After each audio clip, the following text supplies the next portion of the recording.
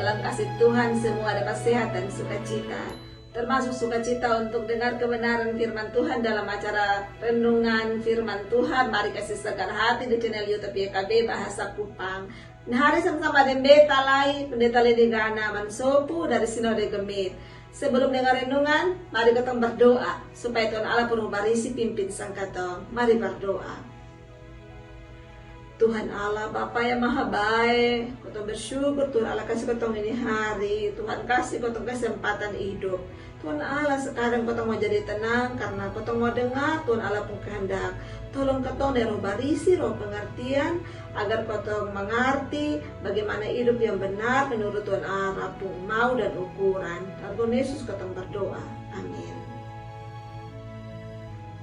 Saudara dong, renungan ini hari ketong ame dari buku renungan wasiat dan dipenjudul ame contoh dari pohon ara. Bacaan dari Injil Matius pasal 24 ayat 29 sampai ayat 35.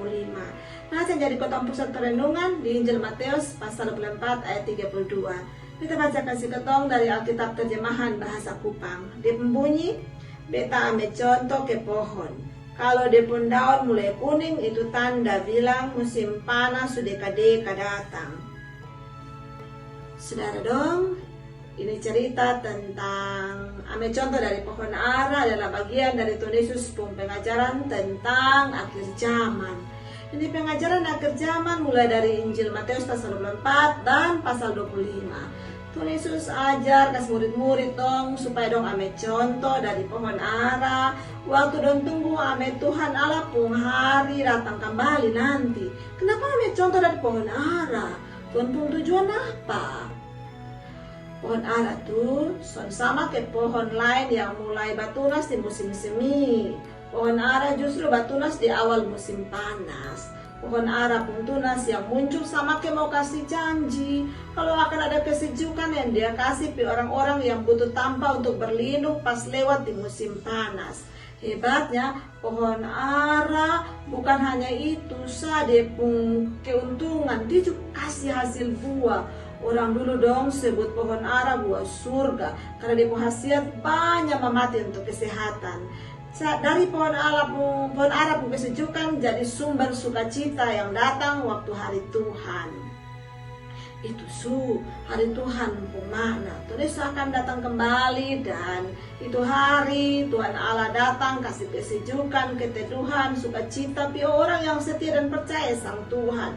Terus mau setia tunggu Tuhan dengan terus hidup jadi berguna. Jadi yang perlu untuk kita lakukan tuh bukan cari tahu kapan hari Tuhan akan terjadi. Karena itu hari misteri dan dia akan terjadi kapanpun, itu rahasia. Yang bisa kita backing adalah jaga-jaga dan waspada, terus tetap kerja, bangun hidup yang memuliakan Tuhan dan puji Tuhan pun nama selalu. Demikian renungan untuk kita ini hari. Semoga bisa memberkati mama bapak. Mari kita berdoa. Tuhan Allah, ketong hidup untuk tunggu sang Tuhan. Dan ketong tahu Tuhan selalu akan tolong ketong. Ketong mohon berkati ketong selalu dengan semua yang ketong perlu. Kasih ketong mampu untuk tunggu Tuhan sampai hari Tuhan tiba. Tolong ketong agar ketong pun hidup benar. Supaya waktu Tuhan datang, Tuhan temukan ketong dalam keadaan setia dan taat. Dalam Tuhan Yesus ketong berdoa. Amin. Saudara dong, jangan lupa untuk like, subscribe, dan bagi orang lain di video dong. Karena dengan begitu, mama bapak suami bagian dalam pelayanan perkabaran Injil sama-sama dengan YKB. Tuhan Yesus memberkati. Shalom.